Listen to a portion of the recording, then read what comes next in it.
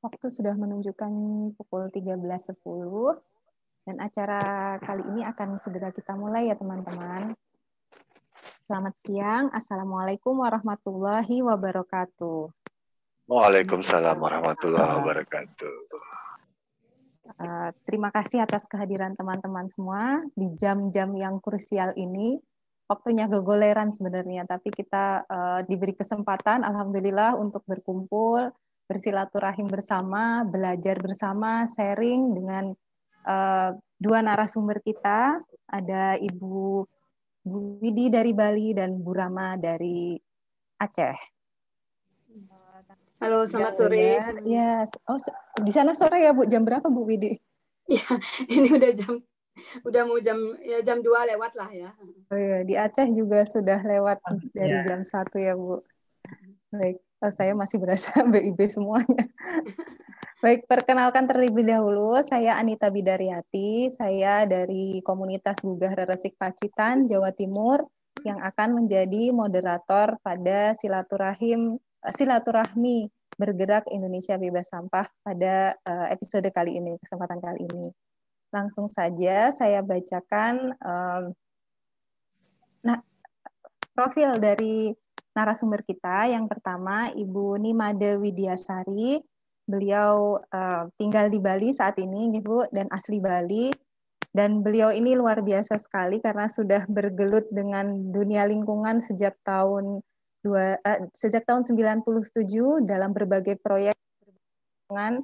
Kemudian yang sampai sekarang masih beliau tekuni, yaitu sebagai tim leader di Pokja Sampah Gubernur Provinsi Bali, serta Bali Partnership Project. Ini nanti kita akan ngobrol-ngobrol dengan Bu Widi, belajar dari Bu Widi, dari Bali, kisah suksesnya seperti apa dengan Bali Project Partnership Project-nya ini yang luar biasa. Karena di Bali sudah berjalan Forkom Provinsi dengan sinergitas semua pihak dalam mewujudkan pengelolaan sampah yang baik di Bali. Kemudian narasumber kedua kita ada Ibu Rama Herawati, Insinyur Rama Herawati MP. Beliau merupakan dosen di Universitas Syah Kuala.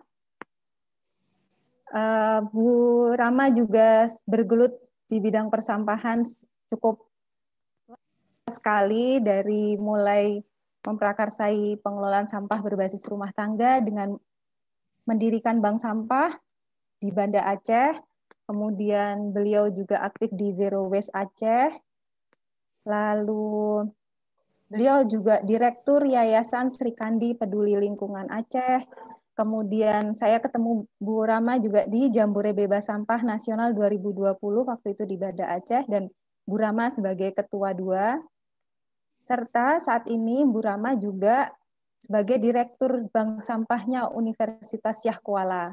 Bu Rama selaku dosen memanfaatkan perannya dengan maksimal untuk mewujudkan pengelolaan sampah yang baik di Aceh. Ya, sedikit Mbak Anita. Iya, Ibu. Ya, sedikit koreksi. Oh, Ibu iya. kebetulan bapaknya yang dosen. Ibu hanya sebagai pegiat lingkungan saja. Oh, iya. Biar enggak ini kita. Iya.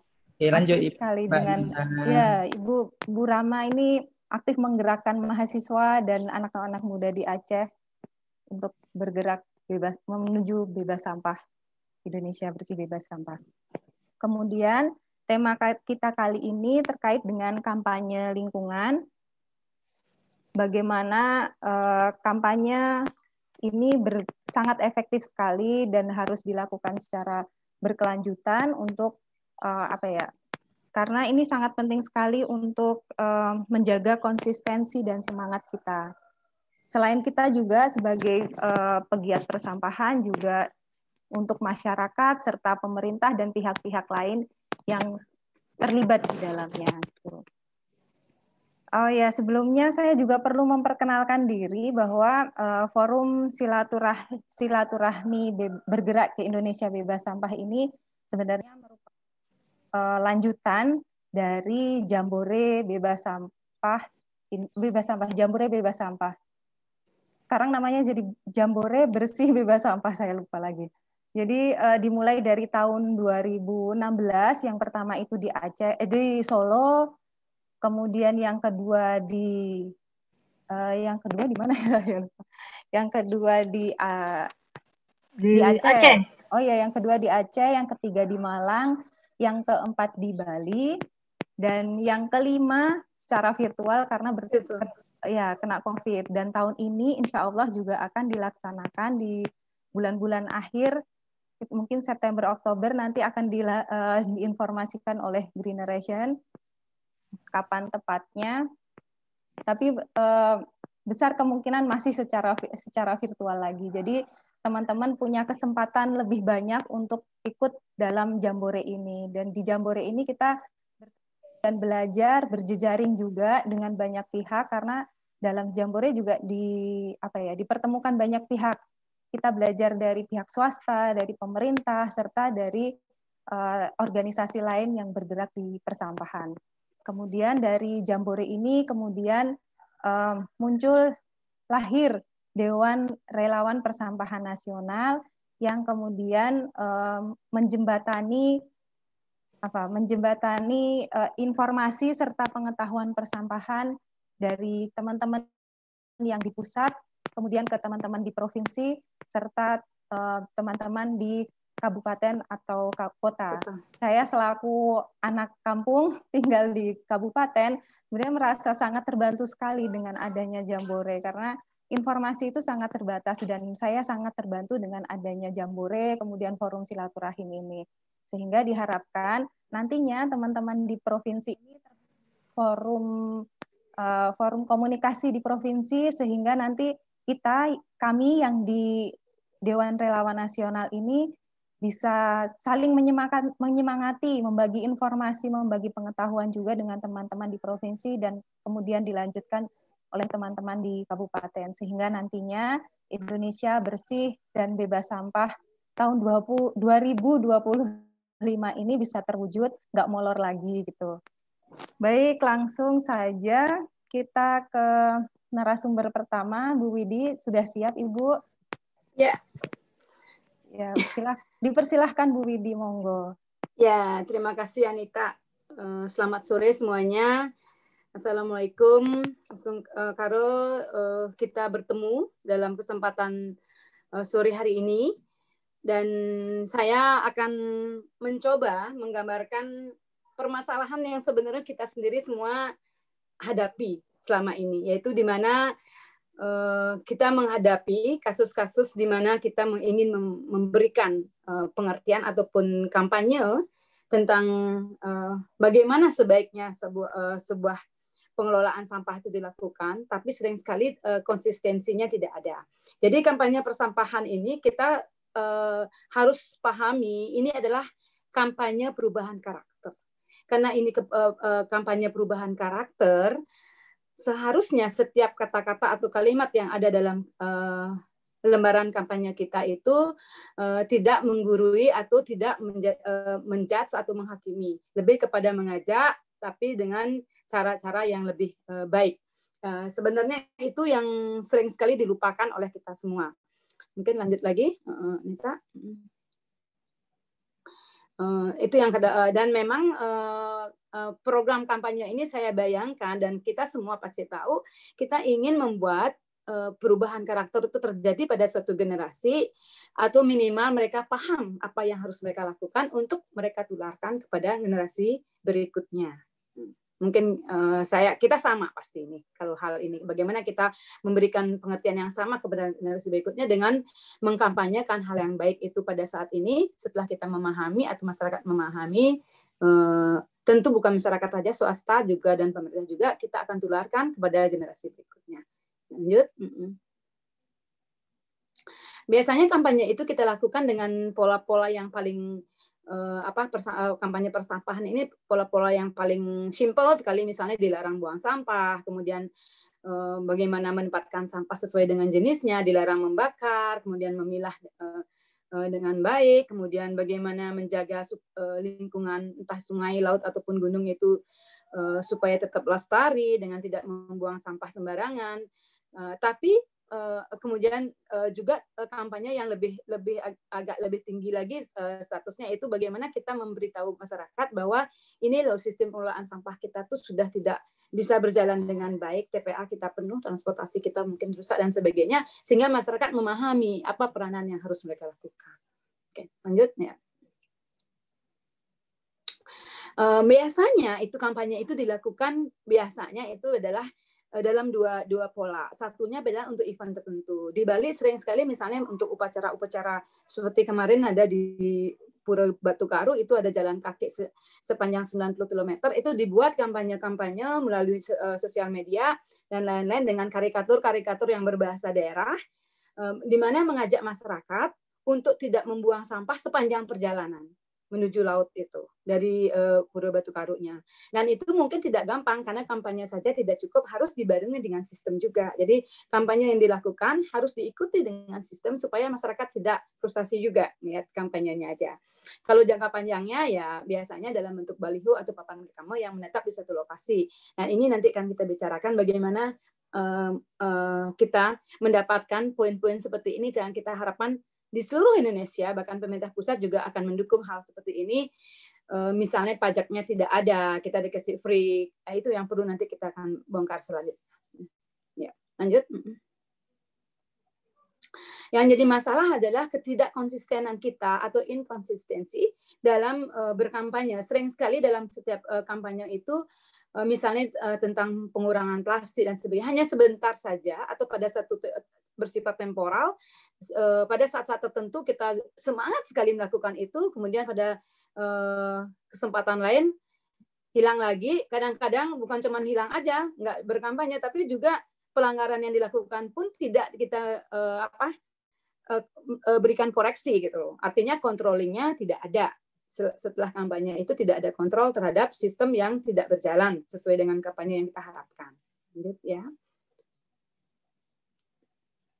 Nah, kalau saya sendiri melihat ini bahwa solusi yang harus dilakukan dalam hal ini adalah walaupun misalnya sistem ataupun kampanye yang kita lakukan itu tidak berjalan, tetap kita harus lakukan pendampingan, fasilitasi terhadap pemerintah, swasta maupun masyarakat sendiri. Nah, sering sekali dalam pemerintah itu sendiri ya, dalam hal penganggaran, terutama dalam kondisi pandemik sekarang ini, saya lihat di OPD terkait itu anggarannya sudah dipotong bukan cuma sekian persen, bahkan sampai zero bahkan. Dan ini membuat juga sering sekali program misalnya regulasi yang sudah dikeluarkan tidak diikuti dengan kampanye ataupun penyebaran informasi tentang regulasi itu sendiri kepada masyarakat, sehingga sering sekali ada link yang terputus yang membuat masyarakat tidak memahami regulasi yang sudah dikeluarkan. Dan ini kita harapkan juga nanti, karena terutama di Bali yang saya lihat, karena pandemi ini juga membuat pemerintah tidak memiliki anggaran untuk meneruskan program-program yang itu, kita harapkan kepada DPR maupun DPD ya sebagai senator juga memperjuangkan ke pusat. Karena ini catatan aja bahwa kita di Bali kan sering sekali berpikir bahwa sekian puluh tahun misalnya visa on arrival kita kan sudah disetor ke pusat. Mau ya ini pada saat kita miskin ini tolong dibalikin, tapi dibalikinnya bukan sia-sia, tapi untuk misalnya pembenahan sistem, terutama misalnya pembenahan sistem persampahan kita yang menjadi lebih baik, lebih sehingga nanti lebih terkonsep, sehingga nantinya setelah pandemi berlalu kita sudah memiliki sistem yang bagus, sehingga turis pun datang menjadi lebih betah. Artinya ini adalah era untuk pembenahan. Itu yang harus disupport oleh pusat pada saat kita nggak punya uang ini. Itu konsep yang kita ini kan di Bali. Lanjut mungkin. Yang kedua juga fasilitator juga mesti tetap kreatif ya. Kalau saya lihat ini bagaimana fasilitator semua ini walaupun tidak ada dana, kadang-kadang bukan cuma pemerintah saja yang tidak memberikan support dana, bahkan sponsor atau donatur pun biasanya juga mungkin karena memang pandemi ini adalah masalah global, sering sekali udah tidak ada lagi program-program yang bisa mensupport sistem pengelolaan sampah atau pendampingannya. Ini yang perlu kita lakukan adalah bagaimana mengajak adik-adik ini semua untuk tidak menyerah, tetap semangat dengan apa? Dengan membuat link. Membuat link itu artinya kita meminimalkan biaya yang mungkin keluar, biaya kampanye ini keluar dengan cara apa? Misalnya kita kerjasama dengan karikatur, ya pembuat karikatur, kemudian juga dengan pemerintah yang bisa memasang baliho tanpa bayar. Banyak hal yang bisa dilakukan asal kita mau bersurat, bekerja sama. Kadang-kadang mungkin sulit ya, saya paham itu. Kadang-kadang mungkin surat kita mandek di mana, apa itu perlu sekali link atau pendekatan kepada bagaimana mendobrak sistem birokrasi yang sering sekali berbelit-belit ini untuk mendapatkan poin ataupun perhatian yang lebih kepada konsep kita yang harus dibantu oleh pemerintah. Kemudian yang lain adalah step 3 itu adalah membentuk komunitas-komunitas baru yang bisa melakukan kampanye secara reguler. Artinya begini, pada saat sekarang ini kan pandemik ini anak-anak muda, kaum milenial, kalau saya menamakan diri saya kaum kolonial ya, karena udah kuno ini, udah zaman bahla. Jadi kalau kelompok milenial ini kan sering sekali mereka kekurangan kegiatan ini. Ini yang perlu kita bentuk juga di antara mereka dengan pola dan kesenangan mereka tentunya dengan cara-cara yang lebih memanfaatkan misalnya Instagram mereka atau memanfaatkan nge-share misalnya YouTube untuk secara reguler bagaimana cara pengelolaan sampah di sumber atau di rumah dan dengan cara yang lebih menarik sehingga anak-anak muda juga lebih bersemangat untuk mendampingi masyarakat atau memiliki konsep-konsep yang sebenarnya kita ingin mereka lakukan atau teruskan seperti itu. Yang keempat itu yang seperti yang saya katakan tadi adalah memanfaatkan media semaksimal mungkin dengan pesan-pesan lingkungan. Saya sering sekali berharap misalnya setiap struk pembelian entah pengambilan ATM atau pembelian belanjaan di minimarket atau di swalayan atau di mana itu di bawahnya ada tulisan misalnya olah sampah di rumah atau pilah sampah di rumah. Hal-hal seperti itu misalnya saya nggak ngerti ya. Ini yang harus kita perjuangkan. Ini mungkin Zul, Bu Rama dan lain teman-teman. Ayo kita berjuang ke pusat lah. Maksudnya gini, supaya ini menjadi sistem seluruh Indonesia. Bagaimana menggerakkan masyarakat seluruh Indonesia dengan program yang serius dari pemerintah pusat. Sehingga itu serempak dilakukan. Apapun itu sistem kampanye yang kita harapkan itu serempak dilakukan di seluruh Indonesia dan kita ini tidak lagi menjadi relawan ataupun orang-orang yang hanya spot-spot aja ya, berjuang spot per spot yang akhirnya mungkin di tingkat nasional nggak kelihatan ataupun tidak terlalu muncul. Dan di samping itu juga perlu influencer yang ngetop itu, yang sering orang-orang yang hebat yang senang disenangi oleh anak-anak muda itu kita manfaatkan. Tapi tentu kalau mereka nggak bisa kita deketin tanpa bayaran, ya pemerintah lah yang deketin. Kita kan nggak ada duit juga ya. Ini yang perlu kita perjuangkan teman-teman semua ya, supaya kita di pemerintah pusat ini secara nasional lah mau melakukan sesuatu untuk membuat kampanye tentang sampah ini lebih bergema di segala bidang. Kita bisa list nanti, kita mungkin dengan rapat-rapat dengan teman-teman ini kita list semua, Pak, di sini, di banyak, di beberapa hal yang bisa kita lakukan untuk men-spread atau menyebarkan info-info tentang olah sampah di rumah, pemilahan dari sumber, terus pengomposan rumah tangga dan apapun itu yang membuat orang merasa bahwa saya happy kalau melakukan ini gitu loh. Kan kadang-kadang kan selalu misalnya masyarakat tuh mengatakan kalau nggak ada uangnya nggak akan menarik gitu loh. Sering sekali kayak gitu. Ini yang perlu juga kita imbangi. Saya menemukan, bukan berarti saya menutup fenomena bahwa masyarakat juga butuh uang untuk kegiatan yang positif itu. Tapi seperti Bu Rama mungkin tahu ya kenapa ada bank sampah, karena mereka ingin sampahnya juga dihargai gitu misalnya. Tapi saya juga sering menemukan orang yang merasa bahagia walaupun itu tanpa ada uang, karena mereka sudah melakukan sesuatu di situ. Dan ini yang perlu kita juga berikan porsi, di mana pemerintah pusat menghargai orang-orang ini, pejuang-pejuang ini, untuk lebih banyak lagi menyebarkan info-info yang positif tentang pengelolaan sampah yang baik. Dan salah satu saya juga ingin ingatkan ya, kita sering sekali melakukan kampanye misalnya lewat baju atau lewat apa gitu. Kita bagi-bagi bajunya sembarangan. Sampai misalnya itu baju dipakai oleh orang-orang yang sebenarnya tidak peduli lingkungan. Udah dia pakai baju saya pendekar lingkungan atau saya ini, tapi dia buang sampahnya sembarangan. Ini juga akan dilihat sama masyarakat dengan aduh, jadi bumerang ya, kontradiktif terhadap maksud yang kita inginkan. Jadi setiap orang yang memakai identitas atau kampanye tentang pengelolaan sampah atau yang ramah lingkungan ini, kampanye-kampanye ramah lingkungan itu sebaiknya adalah orang-orang yang memahami bagaimana harus bersikap. Itu yang harus kita dampingi. Tidak perlu kita sih harus galak atau bagaimana, tapi kita harus dampingi supaya mereka itu memahami dirinya sebagai salah satu media kampanye juga, salah satu sosok yang harus dijadikan contoh oleh masyarakat. Mungkin seperti itu ya. Terima kasih teman-teman semua. Selamat sore.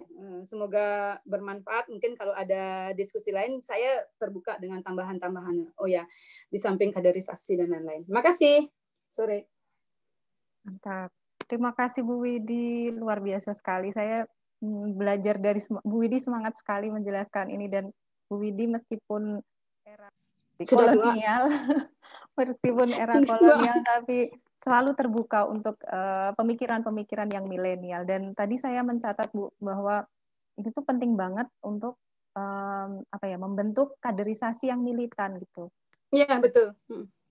Saya lihat kalau saya sebagai wong Pacitan yang jauh dari keramaian ya Bu, yang agak nyelempet di Pulau Jawa gitu, melihat perkembangan di Bali itu luar biasa. Dan sejak kapan ya, sekitar mungkin 2018 itu mulai semakin giat dan kelihatan gitu. Kemudian sampai akhirnya Bali nge-ban melakukan pembatasan plastik sekali pakai gitu ya. Jadi sebenarnya sudah berapa tahun sih Bu Bali berproses sampai sedemikian rupa itu? Aduh, kalau di berapa tahun saya sebenarnya sebelum tahun 2000 itu sama Bu Catur dan teman-teman di Clean Up Bali dulu ya. Dulu belum ada Tresero ya zaman dulu itu. Jadi di Clean Up itu kita melakukan pemungutan sampah ya, kampanye mengut sampah di lingkungan itu tuh sampai ke Taman Nasional Bali Barat, ke Bali Utara di Buleleng, ke seluruh pantai di Bali juga, dan kemudian juga di gunung dan sebagainya. Itu memberi contoh tuh banyak banget kemana-mana, ngajakin sekian ribu mahasiswa. Yang mahasiswa itu sendiri sekarang udah jadi kabit sampah lah apa, udah tua-tua juga, setua. Ya artinya saya ngelihat mereka udah bersama-sama tua bersama saya. Dulu mereka mahasiswa, waktu zaman-zaman mereka masih anak-anak muda gitu, saya udah tua juga waktu itu. Tapi sekarang mereka saya lihat, kamu udah sama tuanya sama saya. Jadi dari sebelum 2000 tuh kita udah kemana-mana. Saya kebetulan juga pernah dampingi sampai ke Gili Trawangan. Tapi memang sebagian besar program itu, karena Gili Trawangan itu kan pulaunya adalah pulau yang sangat terbatas, nggak punya akses kemana-mana. Jadi kita linkkan dengan pemilik Bonti Cruise kapal pesiar supaya mereka mau angkut sampah-sampah organiknya dari Gili Trawangan, karena mereka kan toh juga singgah ke Gili Menu, sehingga Gili Trawangan kita harapkan bebas dari sampah-sampah anorganik yang tidak perlu. Organiknya kita ajarkan dikomposkan. Itu dengan outside dulu yang bantu. Sebelumnya itu personal juga gitu loh, dengan teman-teman. Kebetulan ada teman model dari Denmark itu si Mary, kemudian ada teman dari Biwa juga kayak Muriel itu dan sebagainya. Nah sebelum itu Anita, program-program persampahan di Bali itu jarang sekali disupport oleh pemerintah, maaf ya. Jadi kita itu adalah personil-personil yang kebetulan saya ada link dengan Puri. Puri itu adalah kayak keratonnya gitu ya di Bali. Puri-Puri, kemudian juga link dengan teman-teman pariwisata. Kebetulan saya juga ada di pariwisata ya. Kebetulan dulu sempat juga jadi GM, direktur di salah satu villa di Uluwatu. Kebetulan ada chapel di situ, ada resto dan semuanya. Jadi kita bikin link juga dengan swasta, terutama dengan tourism business. Mereka yang support semuanya. Misalnya travelnya nyumbang busnya untuk angkut anak-anak ke Taman Nasional Bali Barat, karena itu kan forbidden area ya, nggak boleh sembarang orang masuk. Sementara itu kotor banget Bu, Pak. Jadi semua itu di situ areanya. Itu mulainya saya dapat foto di mana teman-teman Bahtera Nusantara yang bergerak di bidang terumbu karang itu memberikan saya foto di mana sepanjang pantai Batu Licin itu penuh dengan plastik. Ya orang nggak ada yang masuk ke situ. Jadi kita pikir, wah saya mesti ambil ini semua dan minta izin kepada Taman Nasional Babi Barat untuk bawa orang untuk bersihin aja. Itu baru satu kasus. Belum lagi kalau secara reguler kita di Kuta itu dapat sampah kiriman. Dapat sampah kiriman setiap angin mason itu, di mana setiap angin barat itu sampah dari Selat Bali, kemudian itu bawanya juga dari Jawa ya, dari mana kita udah ketemu topi-topi dan segala macam dari beberapa kabupaten dan provinsi di Jawa juga yang berakhir di Kuta. Dan itu memang kita harus terima, dan ini hal-hal yang kenapa saya berpikir ini bagus banget untuk secara nasional kita harus duduk bareng, karena kita nggak bisa per pulau aja melakukan mengatasi masalah ini.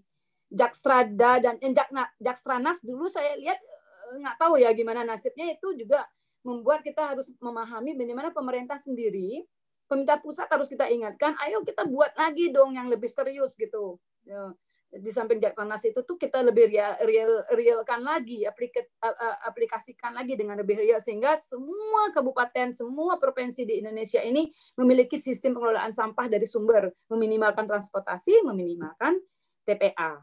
Jadi nggak semua orang berpikir saya harus pindahin masalah saya dari rumah ke tempat lain, entah ke TPA. Bukan gitu ya. Mungkin itu. Jadi sebelum tahun 2000 kita udah lumayan, Anita, dan perjuangan kita, dan setiap pemerintahan itu ada pasang surutnya. Ada yang semangatnya dengan campaign saja, ada yang semangatnya dengan aturan, tapi mungkin budget untuk kampanyenya nggak ada.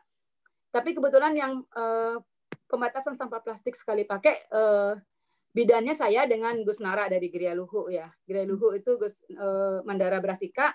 Kebetulan kami berdua yang diminta oleh Pak Gubernur waktu itu awal-awalnya, begitu beliau terpilih, kita kumpul ada tim dari anak-anak ITB untuk mensupport beliau, untuk memberikan masukan-masukan apa yang harus dilakukan gitu. Jadi kita dari persampahan kita itu yang kita usulkan, pembatasan sampah plastik sekali pakai itu. Ya sempat juga di zoo dituntut juga ya sama dari Adupi dan sebagainya, tapi akhirnya kita menang juga. Jadi sempat terjadi tuntutan terhadap pergub kita yang kita hasilkan, karena itu pembatasan sampah plastik itulah.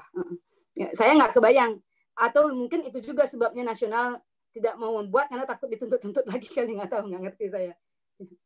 Ya, terima kasih. Ya. Oh ya Bu, tadi ada yang sebenarnya bikin saya penasaran juga dan belum diceritakan oleh Bu Widi tentang Bali Partnership Project, Bu. Ini seperti apa sih, Bu?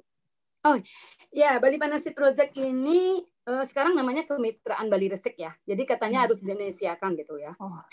Jadi di Indonesiakan namanya. Dulunya namanya Bali Partnership, kemudian jadi sekarang kita namakan Kemitraan Bali Resik. Awalnya ini adalah programnya sistemik tadinya. Kita nyari data, semua data tentang sampah di Bali.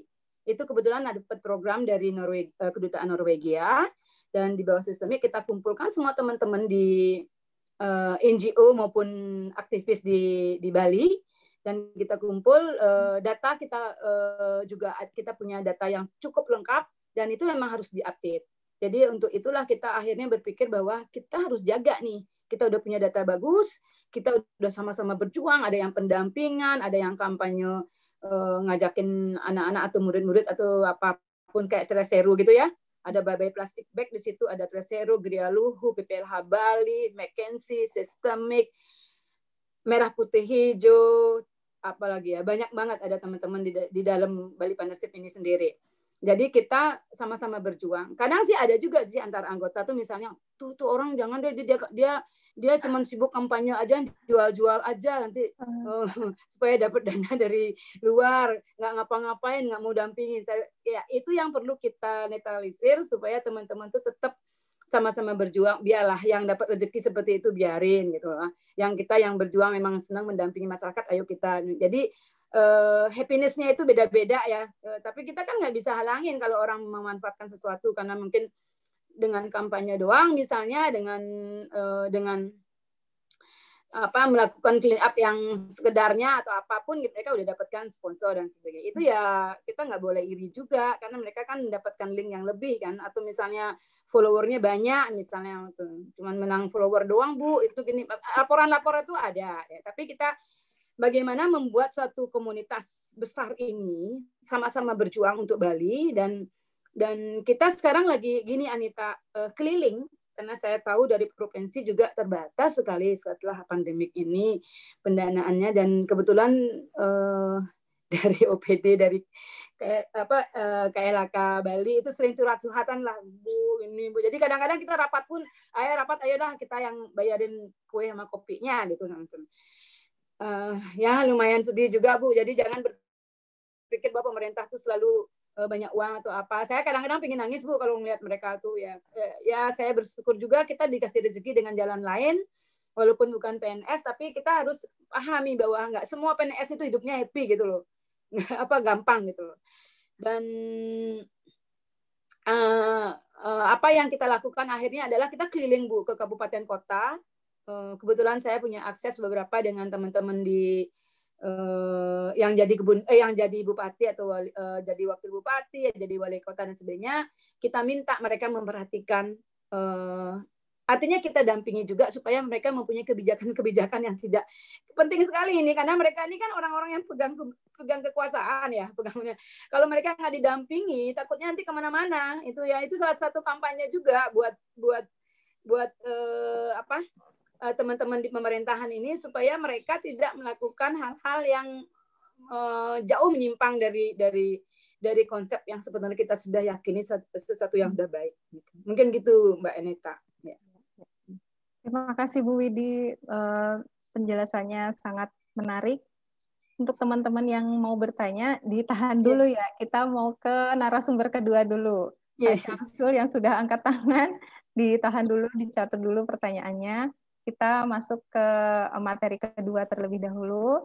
Kepada Bu Rama, dipersilahkan presentasi dari Bu Rama ya, sharing screen-nya. Ya. Dipersilahkan Bu Rama, monggo. Ya, Assalamualaikum warahmatullahi wabarakatuh semua. Waalaikumsalam.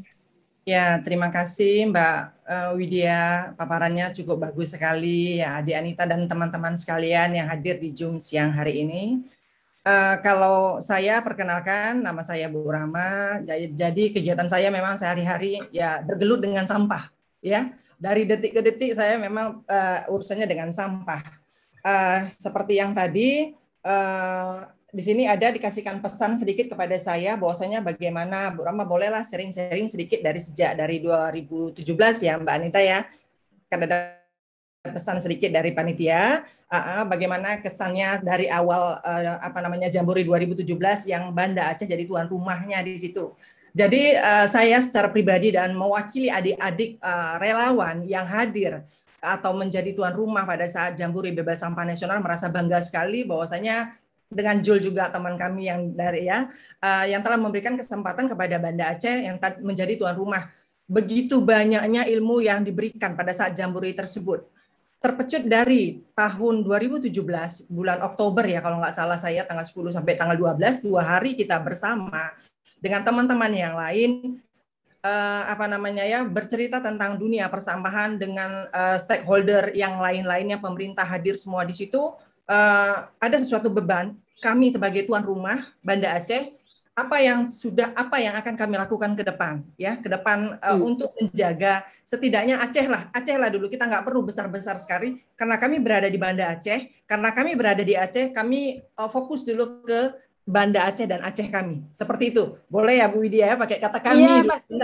Ya, jadi saya melihat pada saat Jambore Bebas Sampah tersebut 2020 di situ ada 13 isu persampahan yang harus kita selesaikan, dan saya ambil satu dari situ, dunia pendidikan. Saya percaya dunia pendidikan bisa menyelesaikan carut marut tentang dunia persampahan kita Bu Widya. Ya. Nah, dari situ mungkin saya masuk. Jadi saya berkecimpung di persampahan sejak tahun 2010. Saya independen Bu Widya, saya jalan sendiri, saya ketok rumahnya sendiri, peting saya ketok. ya saya memberitahukan, saya tidak baik-baik orangnya Bu Widya. Saya orangnya agak sedikit kejam, agak suka marah juga melihat seperti itu, fenomena yang seperti itu. Alhamdulillah sekarang kita pada tahun 2019 ya Mbak Widya ya dan teman-teman sekaliannya telah berdiri Bank Sampah USK. Bank Sampah USK di USK sendiri. Seperti yang tadi, dasarnya tadi kita ingin menyelesaikan dunia persampahan dari dunia pendidikan. Jadi kita masuk ke jantung hatinya dulu untuk Aceh. Masuk kita ke dalam, Assalamualaikum dunia pendidikan. Ini kita masuk, kita dirikanlah di situ Bank Sampah USK. Ya, kita masuk Bank Sampah dan TPS 3R, semua itu adalah wadah yang cukup indah sekali untuk menyelesaikan dunia persampahan kita untuk Indonesia. Saya rasa bagus sekali ya Bu ya. Oke, alhamdulillah.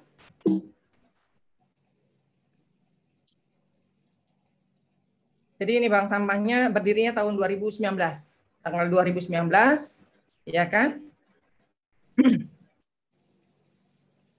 Ini dia. Jadi di sini semuanya saya memulainya dari edukasi. Saya memberikan pemahaman. Di situ saya kuncinya. Jadi saya tidak sibuk dengan anggaran, Bu. Saya tidak sibuk dengan anggaran karena kita tahu pemerintah kita miskin kalau urusan persampahan. Kurang kalau urusan persampahan ya Bu ya. Sementara ini jadi bagaimana caranya kita punya kepala di sini, kepala yang diberikan Allah dan harus masuk di situ. Kenapa buatan Allah itu bisa selesai dengan sendirinya? Kenapa buatan manusia itu tidak bisa selesai dengan sendirinya? Itu buatan Allah, daun yang begitu indah, semua gugur dan bisa selesai dengan sendirinya. Itu buatan kita sendiri. Sekarang kita habis waktu kita hanya untuk menyelesaikan urusan ya tadi buatan manusia tadi. Ini 100 tahun, ini 400 tahun, ini 40 tahun gara-gara kita tadi, ya kan? Jadi bagaimana cara menyelesaikannya? Saya menyelesaikannya langsung ke pimpinannya, Ibu, adik-adik sekalian, Ibu Widya, di sini semua teman-teman. Saya menyelesaikannya langsung ke dunia pimpinan. Karena beliau yang punya wewenang, karena beliau yang punya ranah untuk menyelesaikan semua ini ke bawahnya. Kalau enggak kita habis kita di bawah, capek, keringat, darah juga kita tak akan pernah bisa selesai. Betul. Jadi saya mencari resep, ini dunia pendidikan, masuk, silakan masuk, kita masuk ke petingginya dulu. Pimpinannya, dalam Islam pimpinan itu ininya apa namanya berat, bukan gampang loh. Di dalam Islam pendidikan itu cukup, pimpinan itu cukup berat. Ya, iya, cukup berat sekali. Ini dulu ya Mbak Widya, terus terang saya bilang pemandangan kita seperti ini dulu. Ini dulu, alhamdulillah sekarang sudah tidak ada, no. Ini juga dulu seperti ini. Ini kegiatan kita memang kita langsung. Ini juga lihat kita minum saja masih pakai botol kemasan tapi tidak pernah menghabiskan. Sibuk kita berteori tapi meninggalkan meja kita seperti ini. Ini kita simpel-simpel saja. Sederhana-sederhana saja yang kita bahas tapi seperti ini. Apa mungkin kita tadi kampanye tentang persampahan lupakan botol kemasan, minum saja nggak jelas. Ini padahal air putih tidak menggemukkan, tidak bla bla, tapi tidak jelas. Tinggal meletakkan saja. Ini satu, ini juga Mbak Widya dan teman-teman. Ini botol apa namanya tempat sampah sudah dicuci. Jadi kita resepnya memang tempat sampah itu harus dicuci. Tidak boleh kotor, tidak boleh jorok. Yang urusan sampah itu harus kita naikkan levelnya setinggi-tinggi mungkin. Jadi tong sampah itu harus dicuci. Sudah dicuci tong sampahnya, sudah dikasih namanya. Coba lihat, adik-adik mahasiswa kita dulu itu buta huruf semuanya. Rasa pedulinya tuh nggak ada. Yang mana sampah organik, yang mana sampah botol kemasan, itu nggak peduli. Ya, jadi ini alhamdulillah ini sudah kita benahi. Gara-gara yang tadi edukasi kita kedepankan di depan. Ya, alhamdulillah. Jadi ini pada saat acara-acara seperti ini sebelum pandemi, acara-acara kita di salah satu gedung edukasi di USK, di sini kita seluruh yang masuk ke dalam sini kita edukasi. Jadi ini acaranya pada saat sebelum pandemi adalah ribuan orang. Ya, yang mereka kepalanya tadi resepnya tadi kepalanya harus tahu bahwasanya ini sampah harus diurus, ini sampah harus dibereskan dengan baik. Oleh siapa? Oleh diri sendiri. Bukan orang lain yang ngurus sampahnya. Bereskan sampah sendiri, pegang sampah sendiri, bereskan sampah sendiri. Seperti itu. Kemudian ini di acara-acara wisuda kita ya seperti ini. Jadi kita tidak pakai botol kemasan lagi, itu udah fobai, udah masa lalu, nggak ada lagi seperti itu ya. Oke. Ini juga acara-acara besar 6.000 adik-adik mahasiswa yang karena waktu yang lalu itu hanya 2 orang yang bawa botol kemasan. Itu pun yang terlambat. Jadi di sini kita tidak jumpai mereka pakai botol kemasan. Jadi apa yang kita himbau harus kita laksanakan seperti itu. Sebetulnya nggak susah. Kalau saya ditanya, mengurus sampah itu susah? Tidak. Mengurus sampah itu gampang sekali. Kalau saya ditanya, tidak perlu anggaran, tidak perlu, karena kita punya kepala. Kita punya kepala, kita punya sampah, siapa suruh yang pegang sampah sendiri, bereskan sendiri. Selesai. Jadi pemahamannya aja yang perlu kita berikan ke semuanya ya, memberikan edukasi. Ini dia ada acara-acara takbir akbar di Fakultas Ekonomi USK ini ya. Kita di sini nggak ada Bu, sampah-sampah di bawah tuh nggak. Karena tadi panitianya kita hubungkan. Tokoh agamanya pada saat memberikan tausiah itu kita bilang, Bapak Ustadz, Ibu Ustazah, tolong ini nanti dibilang bahwasanya acara ini tertib sampah sendiri, bereskan sendiri. Itu tolong kita diselipkan ke tokoh-tokoh agama kita. Jadi yang ngurus sampah nggak kita semua, Bu. Semua kita harus ikut. Nah, itu dia. Jadi kita ganggu semuanya. Kalau saya istilahnya, semua pemimpin saya ganggu. Semua ustadz saya ganggu. Sekolah-sekolah mana yang saya nggak jelas saya datengin. Saya ganggu. Nah, itu dia. Karena saya ini ya. Jadi ya seperti ini, lingkungan bisa bersih dan indah. Paris seperti ini. Kenapa mereka bisa bersih? Kenapa kita nggak bisa bersih? Ya kan? Nah, karena kita lalu menganggap urusan sampah itu adalah urusan dinas kebersihan. Salah. Itu dinas pariwisata mau ngapain? Nah itu, karena timpang seperti itulah hanya urusan dinas kebersihan, jadinya kita nggak bisa bersih. Tapi kalau slogannya kita ganti, sampah sendiri, bereskan sendiri, terus sampah kita tanggung jawab kita. Iya, sampah kita tanggung jawab kita, terus kita dengungkan seperti azan misalkan di masjid di orang Islam. Nah itu terus, jadi dia tahu, oh ini sampah saya, harus saya bereskan. Seperti ini pemandangan kita dulu ya. Ini adik-adik relawan posko, kalau misalnya kita ada acara-acara ini adik-adik relawan yang kita memang bilang di sini kita relawan di sini. Kita tidak dibayar di sini. Ini negara kita, ini negeri kita. Ayo kita bereskan. Nah, seperti itu. Jadi kita kasih pemahaman mereka cinta Indonesianya harus kita inikan, harus kita kuatkan. Ini dia pelopor gerakan 1000 gelas. Kami Mbak Widya dan teman-teman sekalian yang hadir di sini di USK, kalau ada acara di gedung, kami pastikan 1000 gelas harus hadir pertama. Kalau tidak kita berikan gedung tadi.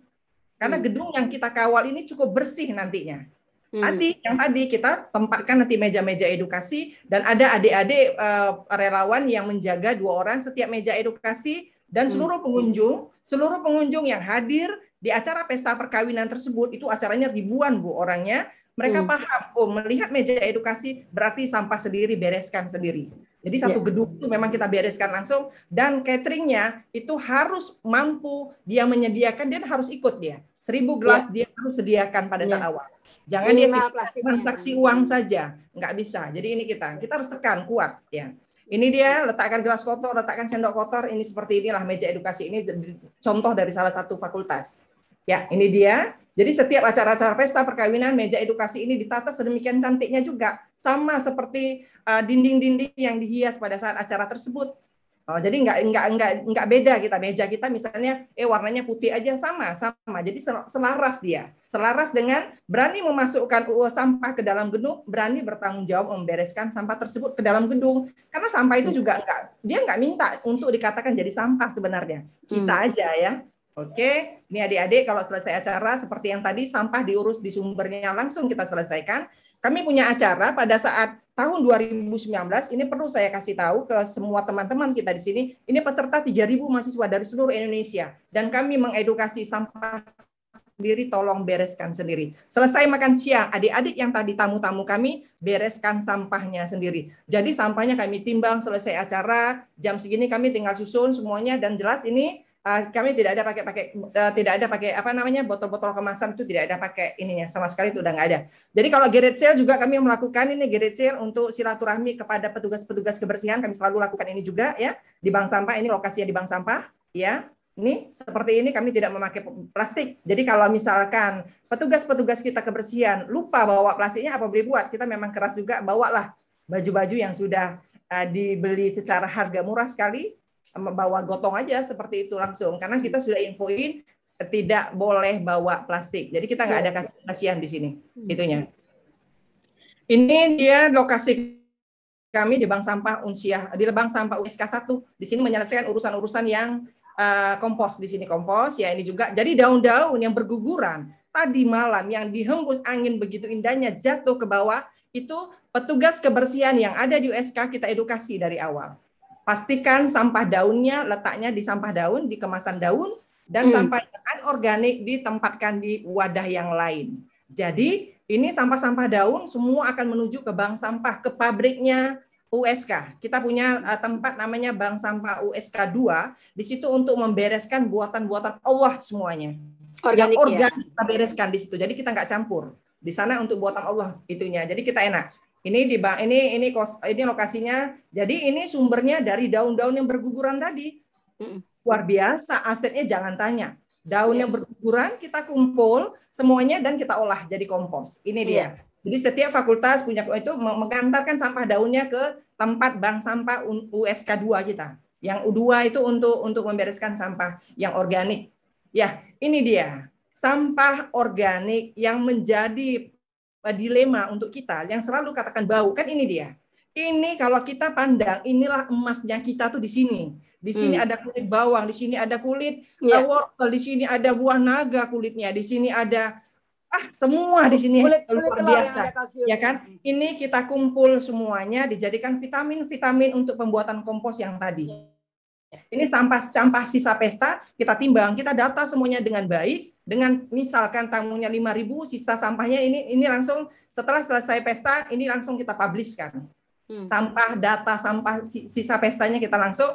Jadi kalau dibilang kita Indonesia adalah negara nomor 2 paling mubazir, mungkin dari data sini kita bisa bilang nanti ternyata tidak, ternyata iya seperti itu. Buang-buang makanan ya.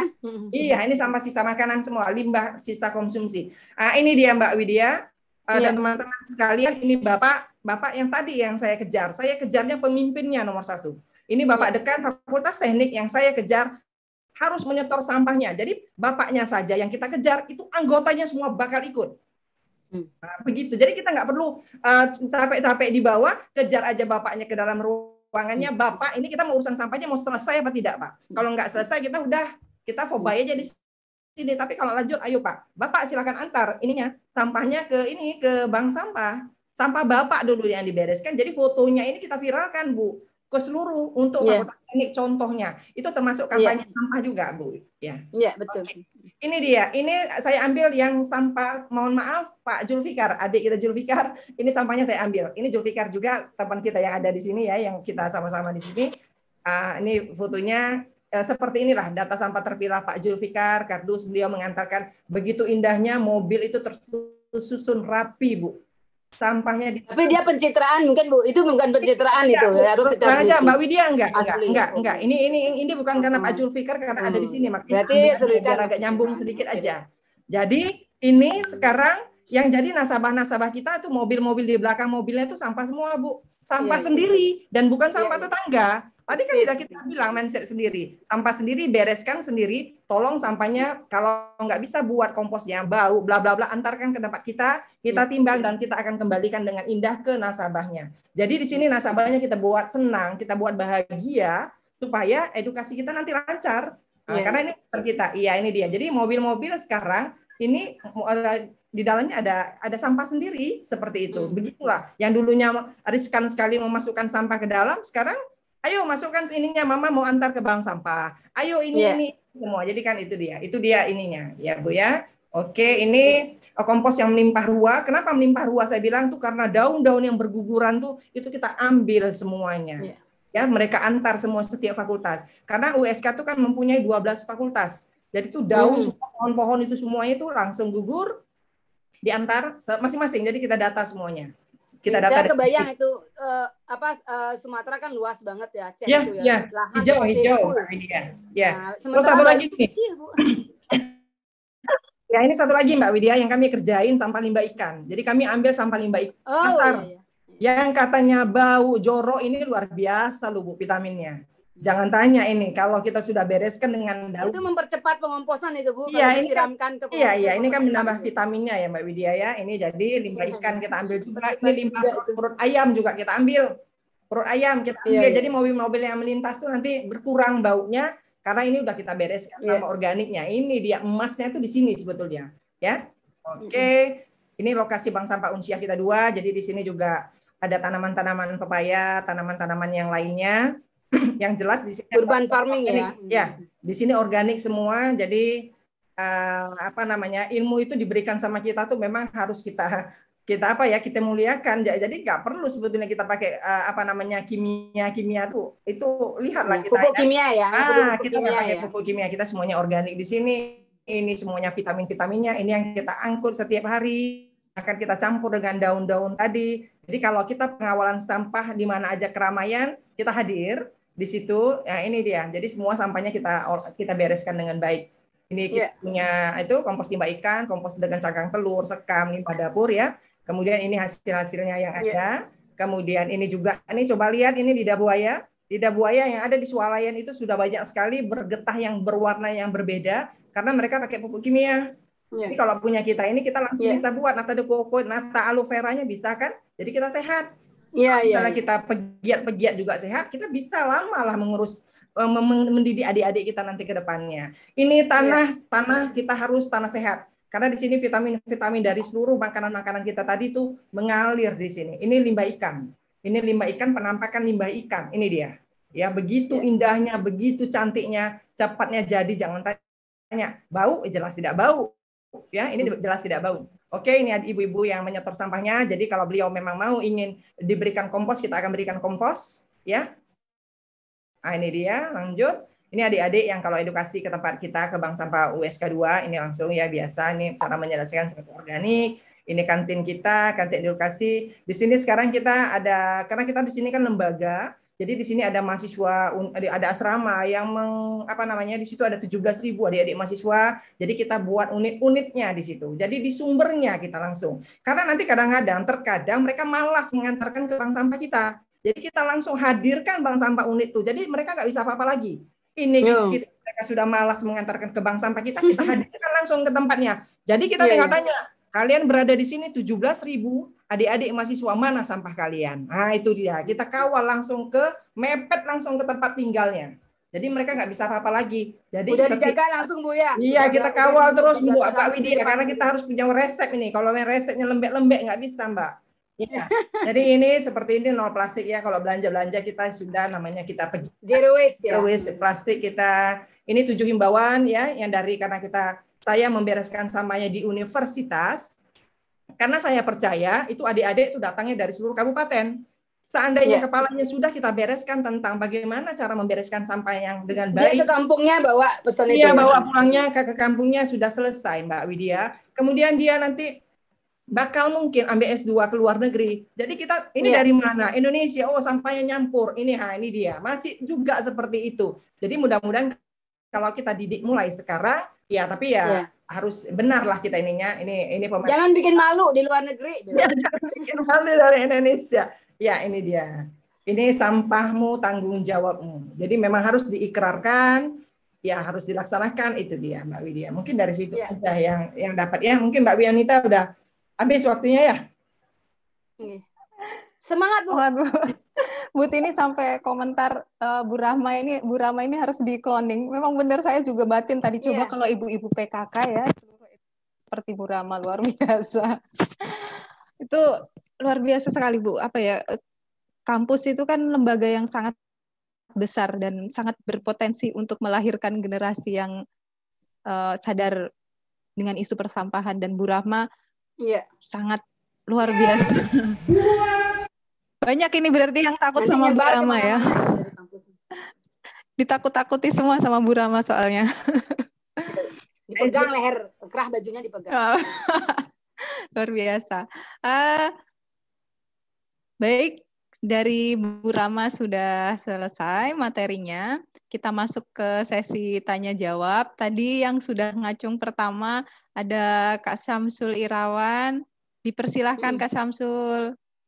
Mic-nya dinyalakan terlebih dahulu. Silahkan. Baik, Assalamualaikum warahmatullahi wabarakatuh. Waalaikumsalam warahmatullahi wabarakatuh. Om Swastiastu buat Ibu Ayu dan teman-teman yang lain. Perkenalkan nama saya Syamsul Irawan. Syamsul Irawan, alhamdulillah saya adalah PNS, pegawai negeri sipil di lingkungan Kementerian Keuangan. Saya sebagai pejabat fungsional auditor. Jadi saya alhamdulillah. Hebat nih peduli sampah ternyata. Alhamdulillah saya sering sekali menjadi evaluator atau evaluasi untuk program-program pemberdayaan, terutama pemberdayaan untuk masyarakat. Seperti misalnya dulu saya bertugas di Papua. Di Papua saya selama 8 tahun saya di Papua. Enak banget ya.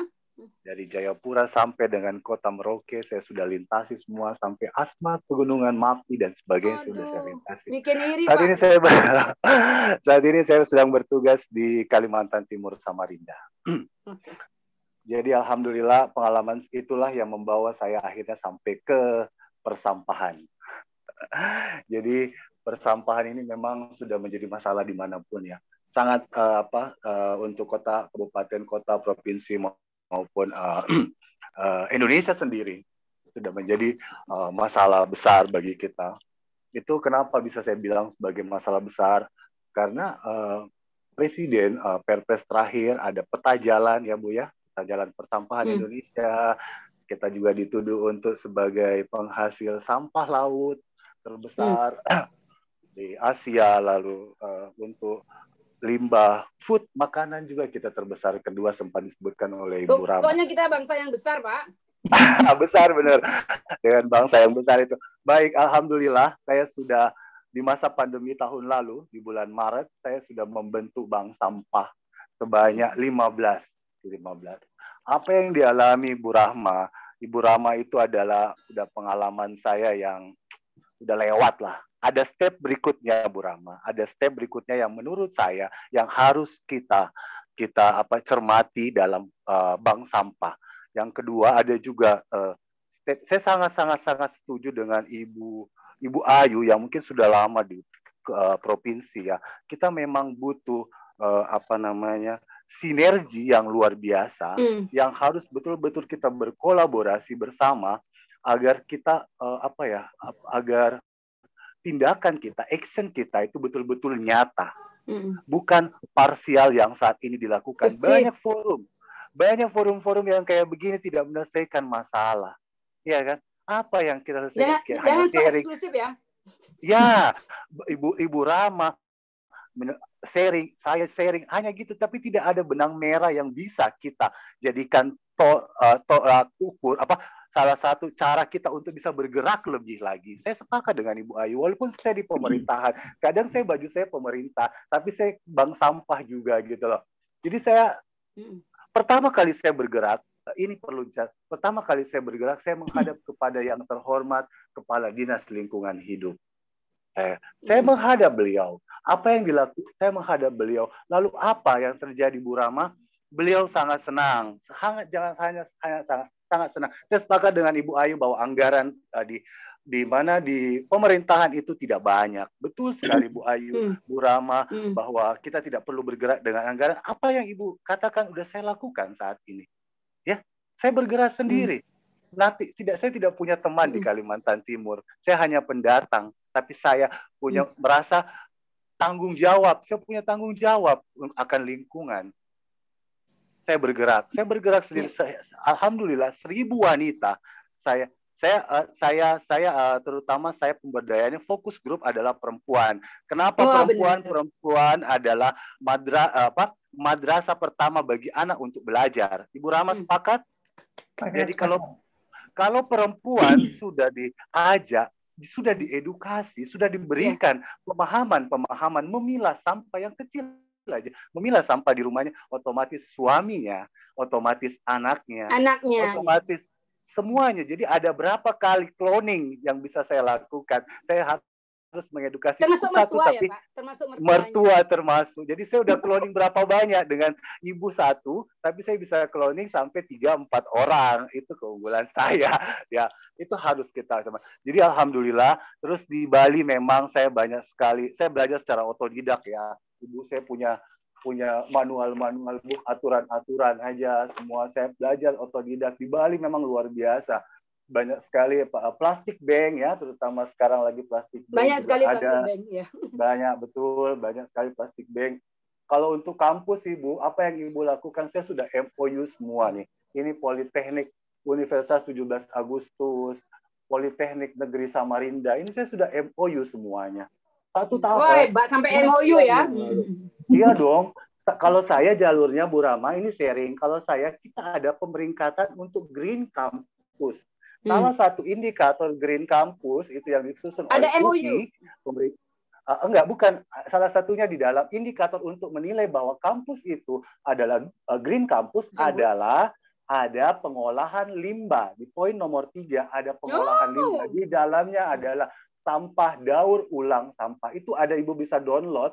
Itu ada Green Campus pemeringkatan dari UI.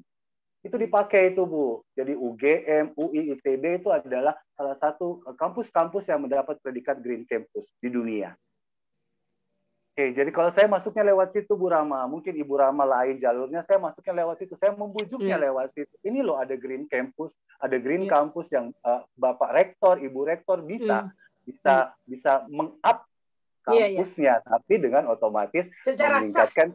Ya, itu saya. Lalu Pak Samsul, sedikit. Ya, ini kita kan membawahi dari, ini kan kita sebagian dari Green Campus sih, sampah kan sebagian dari Green Campus. Jadi kita bergeraknya dari Green Campus, Pak. Betul, Ibu. Jadi Ibu kalau belum lihat ada pedomannya itu poin nomor 3 pengolahan limbah. Pengolahan limbah. Oke, lanjut ya. Saling melengkapi ya ini ya. Betul Ibu. Jadi memang saya juga serba salah. Memang saya di pemerintahan, saya kadang melihat anggaran untuk persampahan itu sangat kecil. Bahkan di kala pandemi ini, bahkan cuma anggaran mungkin hanya untuk bayar gaji ya Bu Ayu ya. Hanya untuk membayar gaji. Lalu sedih banget. It's okay, no problem Bu Ayu. Memang itulah kami abdi negara, itulah yang kami bisa. Jadi kalau memang jadi ada pepatah yang mengatakan jangan tanyakan apa yang negara bisa berikan ke kamu, tapi tanyakanlah apa yang kamu bisa berikan kepada negara. Samsul memang titisan Kennedy, benar. Ya. Inilah yang bisa saya berikan kepada negara saya gitulah. Jadi memang kalau ada solusi Bu Ayu kalau Ibu Ayu bisa mau mendorong itu di Bappenas itu ada namanya tata kelola good governance salah satu indikator pemerintah daerah, kota, kabupaten, provinsi yang melakukan good governance itu adalah komitmen terhadap lingkungan. Ada indikatornya. Komitmen terhadap lingkungan itu Ibu bisa up untuk mendapatkan anggaran. Kita sama-sama Pak. Kita sama-sama nih tim kita semua ini bareng-bareng Pak sama Mas Zul ya. Bang Zul, kita datang ke Bappenas juga lah. Itu di situ ada junior saya di situ ada di Bappenas. Boleh Bu, saya siap. Saya juga siap Bu. Saya selama ini saya berjalan sendiri dan saya mencermati, saya otodidak aja ya. Tapi memang Medrizam ya di situ ya. Medrizam ya. Karena saya itu auditor, jadi saya memeriksa kemana-mana ya. Saya melihat dari 10 kabupaten kota di Kalimantan Timur itu memang pengolahan TPA-nya itu sudah kayak gimana lah, udah mau ambrol lah mungkin TPA itu. Tapi saya aja nih ya, mau masuk ke jalur pemerintahan itu begitu sulit. Apalagi Anda mungkin. Memang betul sekali. Link itu sangat-sangat kita butuhkan. Saya sepakat dengan ini. Saya sangat-sangat. Kita sepakatnya banyak banget, Pak. Betul. Saya sangat sepakat. Apalagi saya sangat memberi apresiasi kepada beliau yang sejak tahun 97 sudah bergerak. Saya adalah mungkin zaman milenial, Ibu zaman kolonial. Karena saya udah tua, Pak. Itu aja masalahnya. Ya, begitu Bu. Alhamdulillah, Ibu Rama, ada satu titik poin nanti Bu. Mungkin kalau saya cuma merasakan gini, kami ini kecil, bank sampah, lalu mau dikemanakan hasil tabungan sampah. Halo, ini ada pemain Bu, ada mafia sampah. Halo Ibu Rama, ada mafia sampah di situ. Itu sampah. Sekarang gini, you nak bilangkan ke orang agar dia mau berbuat untuk mengumpulkan, tapi tidak ada money, not money. Apa stimulan kita? Itu udah saya coba, tidak ada stimulus kepada mereka, kepada ibu-ibu mereka, ibu untuk mengumpulkan sampah. Itu nonsen, Bu. Jadi ini poin yang harus disampaikan untuk IPR-nya itu ke produsen-produsen. Makanya di luar itu ada namanya yang apa Bu? Ibu Ayu saya lupa Bu. Yang cost dimasukkan. Yes. Tanggung jawab produsen terhadap produknya. Iya. Sekarang gini, zaman kayak begini, botol UC 1000 laku nggak Bu Rama? Iya. nggak laku, Kiranti laku nggak laku. Saya kumpulin di bank sampah sana. Lalu jadi apa? Ini kalau gitu tuh Bang Zul itu jagonya untuk IPR. Dia akan menggebrak ini Departemen Perdagangan dan ini Perindustrian dan Perdagangan. Mbak Penas juga akan digebrak. Itu kita percayakan kepada Bang Zul lah. Sedikit Bapak Samsul. Jadi di sini kalau saya mengedepankan di sini edukasi, Pak. Edukasi memberikan pemahaman kepada adik-adik itu. Nanti menggebraknya biarkan mereka. Nah, itu dia. Ini penggebraknya udah duduk-duduk tuh sambil nyender-nyender gitu tuh. Ini menggebraknya nanti biarkan adik-adik yang misalkan di sini kita ada sekitar 32.000 adik-adik, itu kita terus kita latih. Mudah-mudahan nanti ketemu komunitas yang memang mendobrak yang tadi, Pak. Ya, itu dia. Betul, jadi betul memang Ibu Ayu atau siapapun di sini kita harus berkoalisi. Kita harus bersinergi apapun sumber daya yang kita miliki, kita mampu berbicara, kita mampu punya money, mungkin punya apa, kita harus berkoalisi. Kalau tidak, kita tidak bisa. Tidak bisa. Saya tahu plastik bank hadir di Indonesia, tapi apa pemanfaatannya? Ada Big Five. Kalau saya tidak salah ya, ada lima produsen yang memberikan dana ya Bu Ayu ya. Iya betul. Pernah baca kan ya Bu ya? Ada 5 Big Five di situ memberikan dana. Lalu apa kontribusinya? Kuatkan imanmu, Pak. Iya Bu Ayu salah. Lalu apa saya bilang saya tahu saya Bu Ayu, kasihan Bu Rama, saya itu sampai digencet para pengepul Bu Ayu. Saya sampai tekor kalau mau bilang. Tekor untuk membayar dana. Pasti belinya murah-murah sih. Mungkin bisa jadi rame banget ya.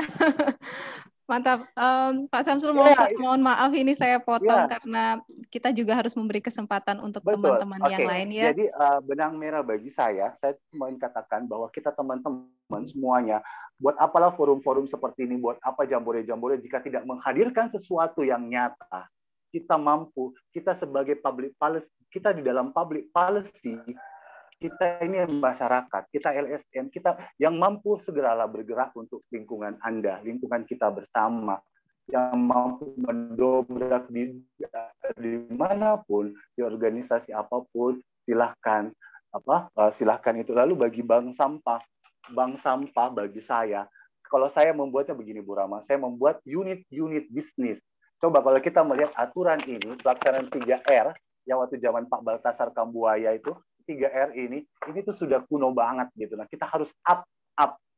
Kita up lagi. Ini 2013. Teman-teman di Jaya, teman-teman di mana? Teman-teman kita di Surabaya itu sudah bagaimana garda pangan, bagaimana di Bali ada bulk store. Kita masih mengganti plastik dengan ini, tapi sudah masuk. Kalau teman-teman kita di Surabaya alhamdulillah sudah pada masuk ke ranah merubah mindsetting kita. Kita nggak boleh lagi belanja pakai kemasan. Kita nggak boleh lagi belanja pakai. Pak Syamsul, maaf, waktunya sudah cukup. Ya maaf saya potong karena sudah kesempatan untuk Pak Syamsul tadi sudah sangat panjang sekali. Tapi saya bisa simpulkan.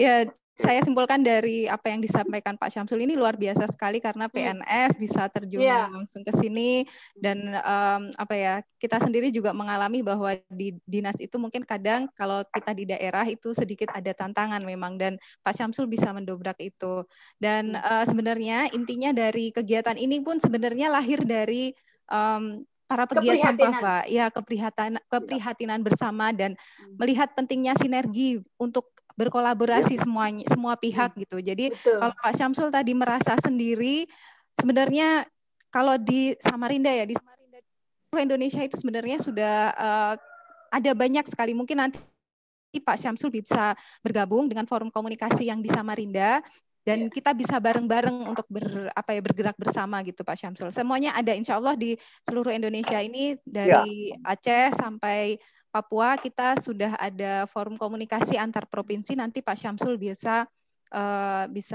berkomunikasi nanti bisa hubungi dengan Green Generation Foundation atau dicek. Saya udah download. Nanti Bapak bisa buka webnya bebasampah.id ya Pak ya.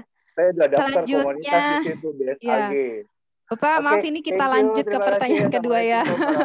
Terima kasih atas semangatnya dari Pak Syamsul. Semangatnya Pak. Semoga menular betul.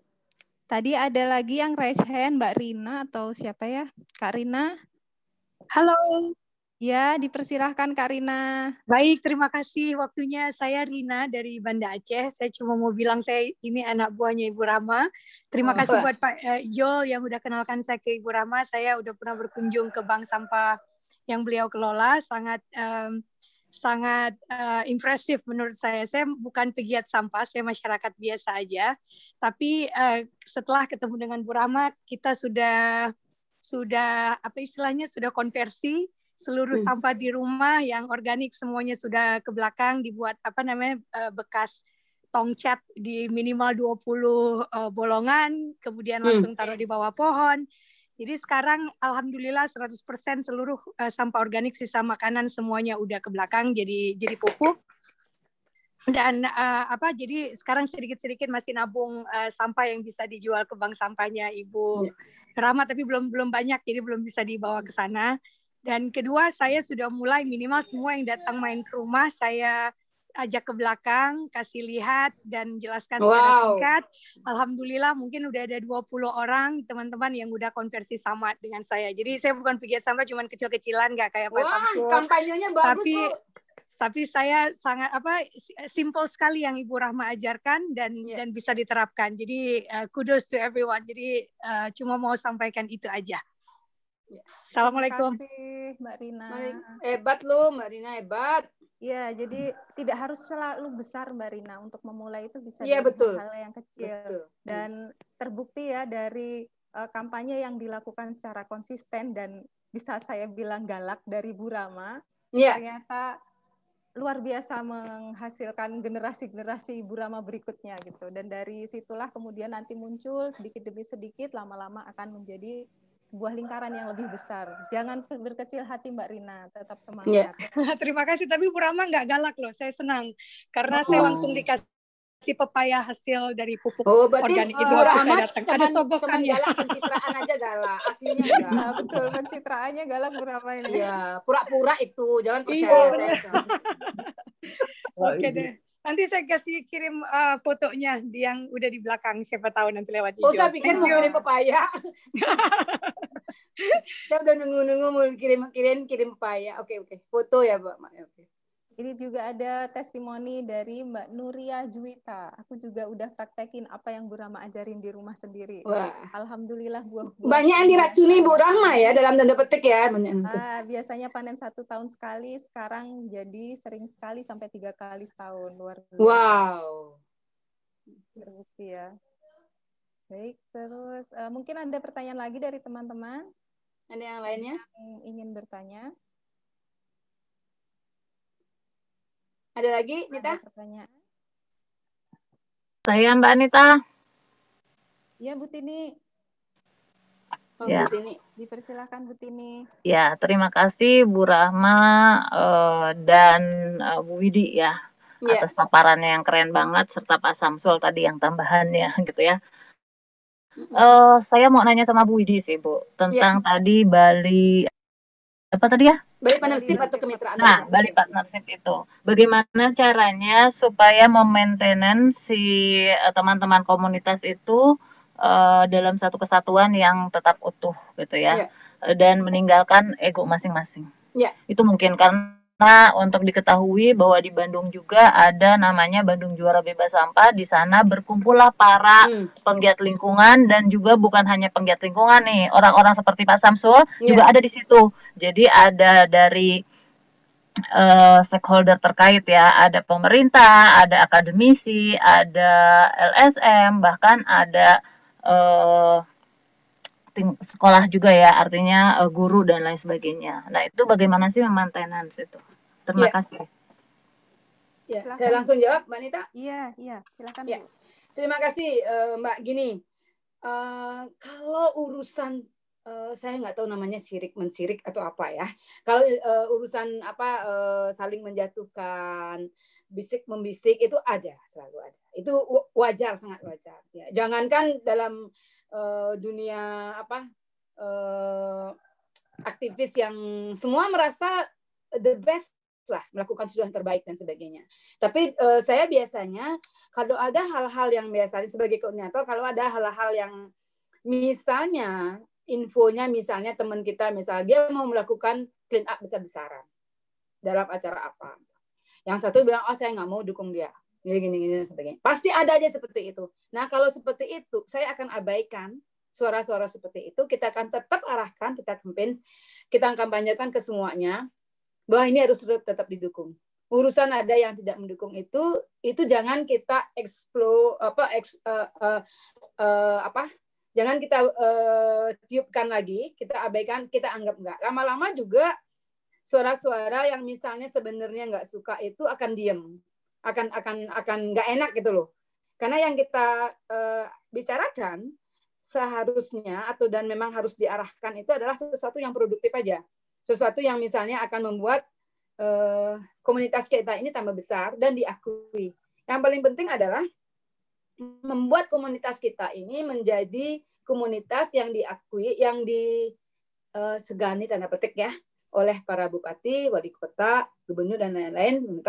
Karena kita nggak hanya misalnya melakukan pendampingan aja, nggak hanya berbuat aja di lapangan, tapi kita juga punya link keluar, kita punya link sesama teman, kita punya link ke pengusaha, kita link ke sponsor luar, kita juga punya link ke politik, bahkan ke kelompok-kelompok politik, sehingga kita tahu kok misalnya gini, saya buka aja ya Mbak ya.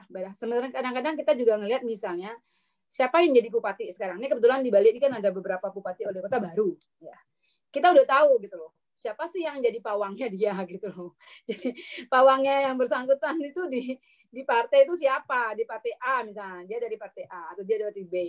Kita siapa sih? Kita udah tahu bagaimana mainnya. Itulah pentingnya link Mbak. Kita tidak bisa hanya bergaul ataupun dekat dengan hanya teman-teman aktivis misalnya, atau kita nggak bisa dekat dengan pengusaha tok, kita nggak bisa cuma dekat kepada birokrat, tapi juga dengan swasta, kaum politisi. Itu penting sekali.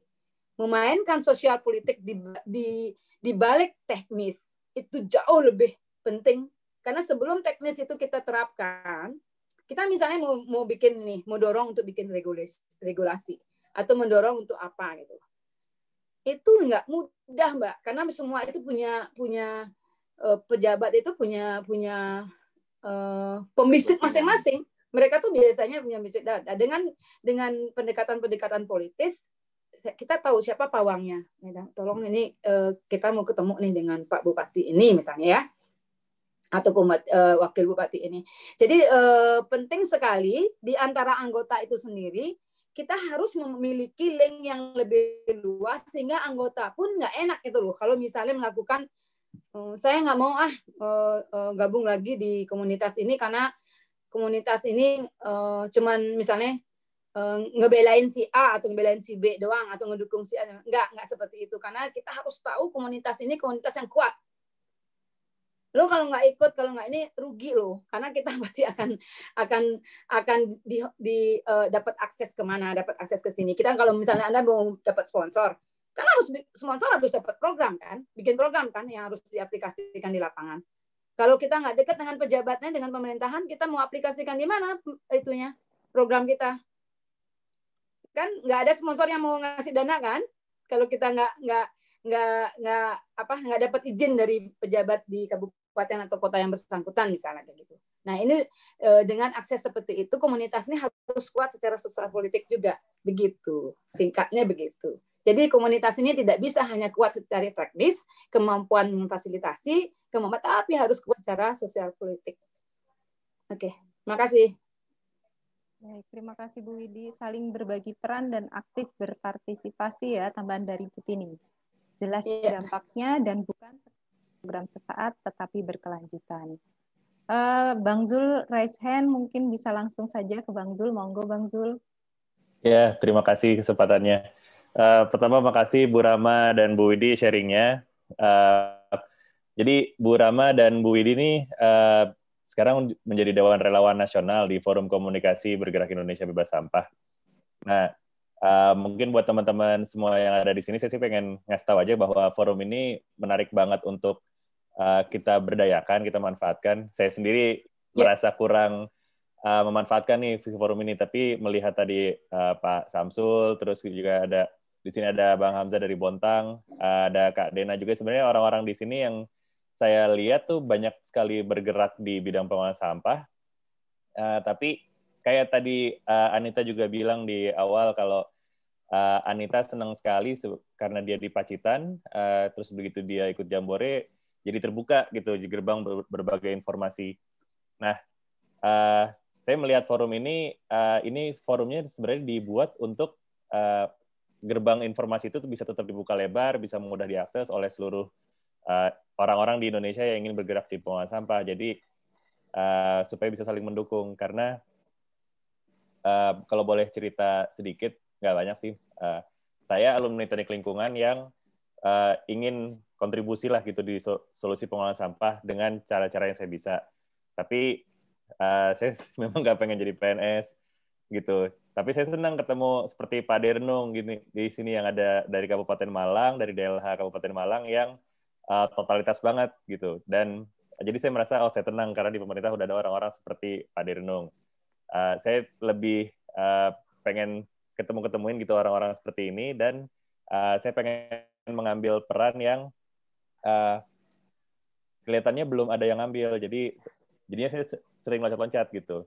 Nah, antara lain yang tadi juga disebut soal EPR, Extended Producer Responsibility, saya sempat jadi konsultan di Danone dan juga untuk Praise. Ini karena pengalaman karir yang saya loncat-loncat dari satu tempat ke tempat lain di Indonesia, belum banyak sih sebenarnya, belum sebanyak Pak Samsul. Tapi saya ngelihat memang yang tadi dikatakan Mbak Anita itu nyata. Saya mengalami langsung ketika saya pindah dari Jakarta ke Banda Aceh, informasi langsung berubah gitu aksesnya, langsung turun. Nah, sementara sebenarnya tiap daerah itu punya privilege-nya masing-masing. Ini mungkin mirip kayak kemarin-kemarin di Twitter saya lihat banyak ngomongin soal privilege, ada yang kerja keras tapi nggak maju-maju ya karena nggak dapat privilege. Nah, sebenarnya di Indonesia juga seperti itu. Kabupaten, kota itu punya privilege yang sangat berbeda masing-masing. Kalau dari sudut pandang tadi EPR, terus terang tempat-tempat seperti Banda Aceh kita sering banget, walaupun saya udah jadi konsultannya, ngajak untuk produsen-produsen itu untuk berkontribusi punya program pilotnya di Banda Aceh itu sangat susah karena memang di Banda Aceh kita warganya nggak banyak, terus kita bukan pasarnya mereka. Beda banget dengan Bali ya Bu Widya. Justru marketnya gitu ya, saya lihat ya, marketnya. Sering banget. Jadinya kerjaan saya juga jadi sering bolak-balik Bali. Jadi memang sangat berfokus di Bali. Pabrik daur ulang sangat berfokus di Jawa Timur. Gitu. Sementara ya tadi banyak sekali barang-barang yang harusnya bisa daur ulang, tapi jadinya di bank sampah di Aceh pasti materi yang bisa daur ulang beda sama materi yang bisa daur ulang di Surabaya, karena di Surabaya hampir semuanya bisa, pabriknya di sana semua. Iya betul. Nah, ini yang memang kita punya banyak sekali program-program ke depan, termasuk tadi juga yang sudah disundul, ketemu dengan Bappenas. Kita juga dari forum komunikasi ini sudah sempat sebenarnya komunikasi sama Anggi, timnya Pak Medril, supaya ke depan gimana caranya tiap kegiatan di seluruh Indonesia itu juga diperhatikan, jangan cuma di tempat-tempat yang jadi fokus. Hari ini saya sama di sini ada Bu Yegi juga, lagi berada di Kota Jambi karena kita lagi ngurus TPA dengan dana dari Jerman. Nah, sebenarnya karena isu sampah ini juga besar, jadi banyak sekali dana yang diarahkan ke Indonesia karena Indonesia dibilang tadi ya penghasil sampah plastik terbesar kedua, food waste terbesar kedua. Jadi sebenarnya banyak sekali juga anggaran yang datang ke sini walaupun bentuknya loan ataupun grant. Nah, ini yang mestinya bisa kita kelola dengan kita sundul masing-masing dari tiap daerah kita gitu. Mungkin kalau tentang ini nanti sebenarnya Kak Dena, mungkin Kak Dena ini Kak Arina Mutia juga bisa cerita nih Bu Widi, gimana caranya kita bisa memaintain perhatian internasional ini supaya manfaatnya buat kita tuh terasa gitu. Karena jangan loan terus dong Mas. Iya, jangan swadaya masyarakat aja, bosan kita utang terus nanti. Ya, jangan bisa loan, bisa grant. Grant aja. Ya, grant saya aja. juga nolak ke waktu Bu Lucy Michelle Grant Aussie Bu yang kemarin dibalikin. Enggak. Awalnya Kalau memang dia nggak mau nggak apa-apa. Urusan politik kalau misalnya ternyata lo negara lo lagi resek nih, gue nggak mau bantu nggak apa-apa gitu ya. Tapi kalau misalnya ada kayak kemarin ada dari Bank Dunia misalnya mau nggak sih Bali mau pinjam ini, kita ada loan. Kalau kebetulan gubernur kami yang baru ini udah bilang kalau urusan pinjaman saya nggak mau. Nah itu kalau udah dibilang gitu untuk sampah ya, saya nggak tahu yang lain. Kalau untuk sampah kita dibilang kalau pinjam aku nggak mau gitu. Ya udah saya bilang sama Lucy misalnya sorry ya dari Bank Dunia, gubernur saya bilang kalau pinjaman nggak mau gitu. Kalau dikasih free boleh lah gitu. Oke, mantap lah Bu. Kalau tiba boleh ya Bu. Iya gitu loh. Ada juga upaya-upaya dari yang pernah saya terlibat sih dari Norwegia juga, bisnis matching. Jadi perusahaan-perusahaan Norwegia itu potensial loh Zul. Norwegia itu baik, duta besarnya ini baik. Norwegia, Belanda, Belanda ya. Prancis juga, mereka punya program-program yang dianggarkan sama anggaran negara mereka. Ini yang perlu di-split loh Zul. Iya, sangat-sangat perlu di-split. Tapi informasi Mas Zul, kita juga punya dana. Kita punya dana CSR juga kok, dana lingkungan. Kalimantan banyak hutan di sini, banyak banget itu aja. Saya nggak perlu dikasih anggaran, Mas, kasih saya kewenangan agar bisa membentuk bank sampah. Selama ini saya nggak dibantu kok. Saya nggak dibantu. Udah terlibat sama Asosiasi Bank Sampah Indonesia?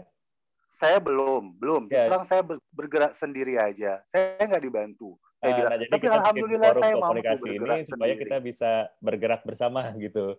Jadi karena betul, juga ada APSI, ada APSI, Asosiasi Pengelola. Saya tahu, Aisyah. Di nomor di handphone saya ada beberapa kaliber sampah. Ada cewek yang di Jakarta, ada yang di Makassar juga. Kadang saya sharing sama beliau. Gini aja, Pak Samsul minta link aja nanti, atau Pak Samsul cari sendiri link oil and gas yang ada di seluruh Samarinda. Udah mereka aja tuh CSR-nya banyak sabrok-abrok. Itu Bu, itu yang saya mau maju ke Pandian Ibu untuk masuk ke Bupati. Beda sama Bali yang tergantung pariwisata. Saya lagi itu Bu. Ini benar-benar Bu Ayu, mantap Bu Ayu. Bu Rama juga udah mulai belajar sama Bu Ayu nih, Bu Ayu saya mesti belajar sama Bu Ayu. Ini kelihatan memang dia ingin belajar sama saya, Zul. Gimana nih Zul? Nah, tapi ini memang kembali lagi ke privilege tadi masing-masing sih.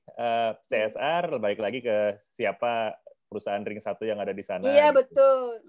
Terus juga kalau tadi akses informasi, sebenarnya banyak yang tertarik, tapi tempat-tempat seperti Aceh, mungkin juga Sulawesi, beberapa tempat gitu, kalau kita googling emang nggak banyak dapat. Jadi kita mesti memberikan tempat supaya informasi keberadaan tempat-tempat ini tuh, dan orang-orang seperti Bu Rama yang bisa jadi counterpart. Kalau misalnya ada program dari luar kan, mereka juga melihat di lokal tuh ada lokal championnya apa enggak gitu. Oke, benar. Nah, satu poin lagi. Nah, kalau para investor itu datang, tolonglah kalian itu lihat masuk betul-betul, jangan hanya cover-covernya aja yang dikasih ke dinas gitu, yang ini padahal itu tidak, ini masuklah ke dalam lagi. Tenang aja Pak Samsul. Pak Samsul tolong kirim ya semuanya, nomor rekening apa-apa ya. Bukan, salah Bu Ayu. Salah Bu Ayu. Baik, dilanjut Bang Zul. Enggak sih, udah tinggal penutup karena juga udah kepanjangan. Jadi saya sih pengen balik lagi mengarahkan ke teman-teman yang ada di sini semuanya, kalau belum tergabung dengan Forkom provinsi masing-masing, tadi bisa dicek ya. Sebenarnya kita membagi diri kita mencoba mengawal forum ini dengan ada Dewan Relawan Nasional, ada saya, Anita, Pak Direnung juga. Jadi kalau belum tahu di daerahnya bisa hubungi siapa, kontak ke kita aja, nanti kita arahkan gitu. Gitu, saya kembalikan ke Anita. Baik, terima kasih tambahannya Bang Zul. Jadi betul sekali. Saya sarankan sih nanti Pak Syamsul ikut Jambore Bebas Sampah ya di tahun ini virtual, jadi tidak perlu terbang. Dan di Jambore pihak panitia akan menghubungkan dengan banyak pihak lagi, swasta, pemerintah, itu semuanya dilibatkan di situ, termasuk nanti juga akan ada diskusi antar provinsi, antar wilayah, jadi kita bisa bareng-bareng dengan sesama orang-orang yang berjuang juga di wilayahnya masing-masing, bersinergi bersama. disampaikan tadi Bu Widi di awal ya, bahwa sinergitas ini perlu sekali dan kita harus melibatkan banyak Anita, kalau saya nebak ini Pak Samsul sama fokus ini aja dulu nih. Semua perusahaan oil and gas yang ada di Samarinda itu tahu Pak Samsul dan kegiatannya. Udah kita support itu pasti itu. Wajahnya akan berubah. Tunggu aja. Kita CTO juga di sini banyak. Iya, kalau sudah ada kegiatan dan itu konsisten. Pertamina, ada sponsor. Blok Mahakam Ulu banyak, Pertamina banyak sekali di sini Bu. Tapi jangan lupa ya undang aku kalau berhasil ya. Siap. Nanti Pak Syamsul bisa juga sharing dengan teman-teman dari Kaltim juga yang lain ya. Jadi, ya sebenarnya sih itulah Mbak. Kadang kalau kita tidak satu frekuensi, kita nggak mampu Bu berjalan dengan ritme yang cepat. Saya orangnya cepat. Tapi kalau teman saya tidak sefrekuensi dengan saya, sorry, malah bikin lambat saya. Nah ini kata Pak Samsul lebih cepat. Kalau temennya Pak Samsul lambat, gimana ini? Teori itu makanya kata Ibu Ayu tadi, leadership itu sangat penting untuk menjaga komunitas kita. Itu Bu Ayu itu hebat, orang hebat Bu Ayu itu. Perlu belajar lagi dari Bu Widi ya, nanti bagaimana kita tidak saling menghakimi dan bisa. Saya nggak percaya. Baik, karena sudah melewati batas waktu jadwalnya tadi seharusnya sampai jam 14.30, tapi karena kita molor, jadi kita perpanjang lagi. Sesi berikutnya adalah foto bersama. Dipersilahkan Anggoro, mungkin untuk foto bersama. Silahkan buka semua videonya. Iya, boleh yang lain yang mau foto bareng juga, boleh dinyalain aja kameranya. Nanti akan aku kasih aba-aba. Ada lagi yang mau ikut foto? Anggoronya mana nih? Oh iya, aku belum ya. Kamu itu aku pakai HP aja, yang di HP. Dah, aku ada. Terus yang lain? Iya udah Pak Hamzah lagi. Pak Hamzah mana? Izin sholat asar Bu. Oh iya. Saya minta maaf, saya baru lupa tadi pegang tumbler semua tuh saya lupa, setelah itu saya baru ingat, loh ini kan bulan puasa, maaf ya, next time nggak akan diulang. Nggak apa-apa Bu. Itu hak ibu kok buat minum masa. Nggak apa-apa daripada dehidrasi. Aku lupa, maaf ya sayang semua ya, maaf. Siap, nggak apa-apa Bu. Nggak apa-apa Bu, nggak apa-apa. Semoga ibadahnya jadi lebih hebat gara-gara saya. Pade muncul. Iya, Pade renung jadi on cam kah Pade? Pade nyimak katanya, tadi nge-WA. On cam untuk foto aja sih Bu. Iya, silakan. Ya, silakan Pade. Seperti biasa Pade ada di satu tempat. Nah, Pade on cam. Asik. Karina, Bu Yegi. Lah langsung aja kalau gitu. Nah, kalau jawab dulu. Oke, siap. Boleh. Karina ini jarang-jarang ada di Indonesia karena sebenarnya tinggal di US, masih di lockdown kayaknya. Tapi memperhatikan Indonesia. Iya. Kalau Bu Rinanya udah, yang lain kalau ini aku langsung foto aja kali ya sekarang ya. Iya. Siap. Boleh gaya bebas, terserah mau gayanya seperti apa. Aku kasih hitung ya. Oke. Udah. 1, 2, 3. Boleh sekali lagi. 1, 2, 3. Oke, sudah aku foto. Ya, terima kasih Anggoro. Ya, terima kasih juga. Baik, acara terakhir adalah foto bersama. Dan terima kasih untuk semua yang sudah hadir pada Forum Silaturahmi BIBS kali ini. Semoga bulan depan bisa hadir lagi. Ada lagi ya forum komunikasinya. Jadi kita bisa terus bersinergi, terus belajar bersama, dan sharing informasi. Terima kasih Bu Widi, terima kasih Bu Rama sudah menyempatkan waktunya, sudah berbagi pengalamannya. Semoga nanti tidak bosan untuk terus menyebarkan pengetahuan dan ilmunya ya Bu. Kami juga banyak belajar dari Bu berdua, apalagi saya juga sesama perempuan ini sesama saya sebagai calon ibu rumah tangga belajar juga banyak dari Ibu Rama. Dan mohon maaf sekali lagi jika ada banyak kekurangan dari saya selaku moderator. Dan terima kasih sekali lagi. Baik, kita tutup. Wassalamualaikum warahmatullahi wabarakatuh. Selamat sore semuanya. Terima kasih. Terima kasih Selamat sore semuanya. Terima kasih. Selamat sore, aku izin end ya. Ya, Ya, terima ya. kasih yang guru. Ya, Terima kasih Kak sama-sama Jul sudah semuanya. ada. Ya, makasih Bu Tini. Ya, terima kasih.